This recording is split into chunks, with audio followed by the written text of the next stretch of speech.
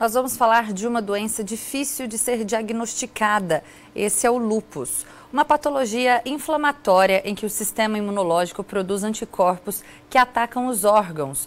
Mais comum em mulheres, a doença normalmente pode afetar a pele, os rins, o cérebro e outros órgãos. O trabalho sempre foi a paixão dessa psicopedagoga de 68 anos. Mas há 8 anos, a rotina se tornou um verdadeiro desafio.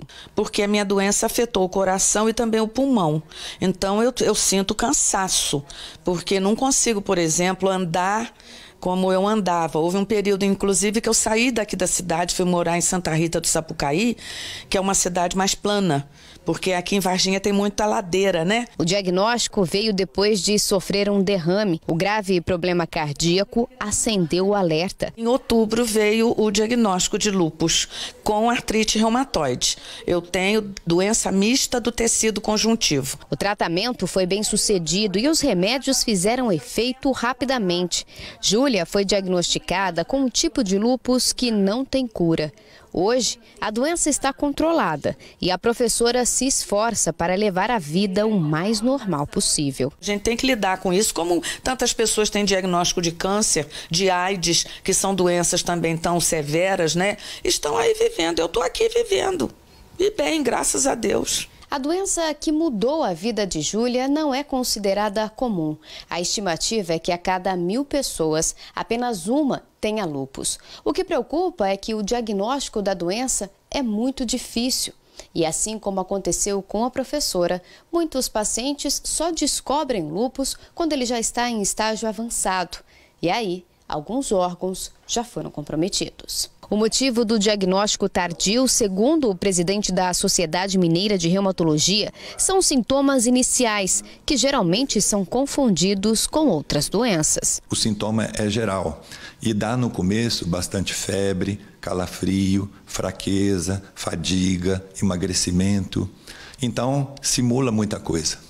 O lúpus é uma doença autoimune, ou seja, é quando as células do corpo que deveriam combater os invasores do sistema imunológico entram em colapso e passam a atacar o próprio organismo. Pode atacar os glóbulos vermelhos, os glóbulos brancos, as plaquetas, o sangue, as membranas articulares, os músculos, os vasos sanguíneos, o cérebro, as membranas que envolvem o pulmão, as membranas que envolvem o coração, o rim.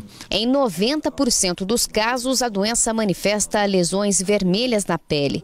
A mais comum é a vermelhidão no dorso do nariz e nas maçãs do rosto. Apesar das lesões serem bem características, a doença só pode ser realmente diagnosticada com exames específicos. Procure o médico, o clínico e peça para ele, olha, tem o caso na família de lúpus, dá para o senhor pedir alguns exames para a gente ver se descobre. Em todo o mundo, a estimativa é que 5 milhões de pessoas convivam com lúpus. No Brasil, 200 mil já foram diagnosticadas com a enfermidade. Existem 5 tipos da doença e somente um tem cura. 9 em cada 10 casos são diagnosticados em mulheres. Isso acontece por causa do estrogênio, o hormônio feminino. Existe o lúpus induzido à droga, que é um lúpus que você usa alguns medicamentos, inclusive anticoncepcionais. Você deflaga esse lúpus, que tem relação com estrogênio, essa doença, é o único tipo de lúpus que cura. Os outros tipos, que é o lúpus pérneo, que é um quadro mais leve, que acomete ponta do nariz, extremidades de dedos. O lúpus cutâneo, que acomete só pele, de uma maneira em áreas expostas ao sol, principalmente rosto, região de colo. O lúpus sistêmico, que acomete todos os órgãos do nosso organismo, né? Então, e existe também o lúpus profundo, que dá umas lesões cutâneas profundas nas cicatrizes. Então são vários tipos de lúpus, mas o mais comum é o cutâneo e o sistêmico. O tratamento é feito com medicamentos caros. 4 doses podem custar até R$100 mil. No Brasil, a medicação é custeada pelo governo. Em Varginha, a Avapar, Associação Vargiense de Apoio a Pacientes e Familiares de Pacientes com Doenças Autoimunes, ajuda os diagnosticados a conseguir de forma gratuita os medicamentos. Nós tentamos direcionar as pessoas para a Secretaria Estadual da Saúde, a Promotoria Pública, para que ela consiga, através destes órgãos, o acesso a esse medicamento. É como diz a gíria, é fazer do limão uma limonada. Então a gente continua trabalhando, mas logicamente que há limitações, sem dúvida, porque a doença te limita.